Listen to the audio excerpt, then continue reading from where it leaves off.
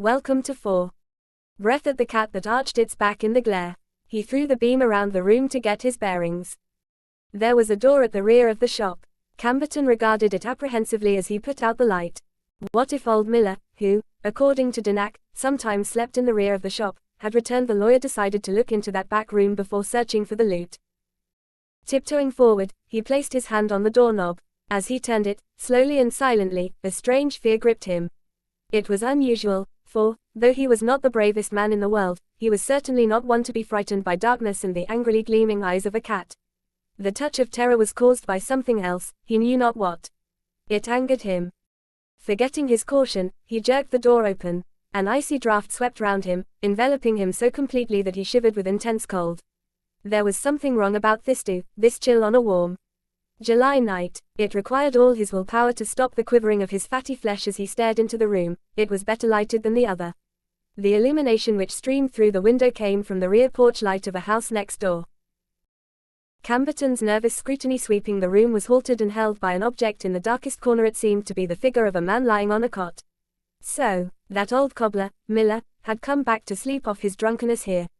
But the odor that assailed Camberton's nostrils was not of alcohol. It was of something equally familiar, something that did not belong here. Sniffing to clear his nostrils and at the same time firmly grasping his revolver, Camberton started to slink toward the recumbent form, then stood stock still, wide-eyed with fright. The figure on the cot was sitting up, and it wasn't the figure of an old man. It was the husky, broad-shouldered figure of Tony Denack, America's public enemy number Tony Denack, whose corpse at this moment should be stretched on a slab in the county morgue, was sitting up. The face of the figure seemed to gleam with a greenish phosphorescent light, making more horrible the vilipending leer that was directed at the horrified attorney. In the forehead of the face was a bullet hole, and the odor that was creeping into Camberton's brain was the odor of burnt gunpowder. His round countenance paled to sickly white. His eyes almost popped out of the thick, fleshy pouches. He moved his lips but could not utter a sound. "You," he managed to croak at last. "Why, damn you, Denack, I killed you once and I'll kill you again." He aimed his pistol at the apparition. The shanty seemed to shake as the gun roared again and again. The spurts of gunfire seemed to pierce right through the figure, which rose slowly from the cot and moved relentlessly toward Camberton. Step by step the lawyer backed away from it, firing desperately. Try as he might, he could not turn and run. The eyes staring into his with a hypnotic fixedness seemed to fasten his own with invisible bands, permitting him to step back only as far as the other had stepped forward, no farther. Sobbing wildly, Camberton pulled out his other gun and emptied its contents at the wraith.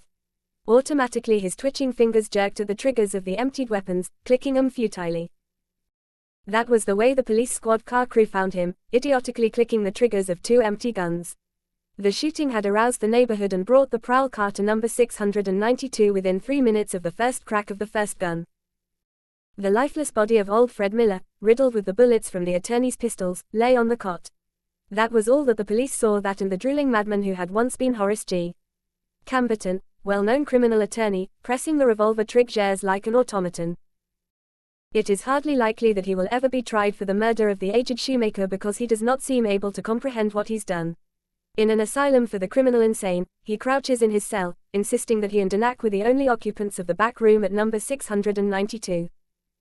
Few people are permitted to visit the broken attorney. Fewer care to do so, since, as the authorities explain it, the mad terror which creeps over his face at intervals is of such awfulness that the most hardened observers shudder at the sight of it. The intervals are becoming more and more frequent, and, should the apparent suffering he experiences in these intervals become a permanent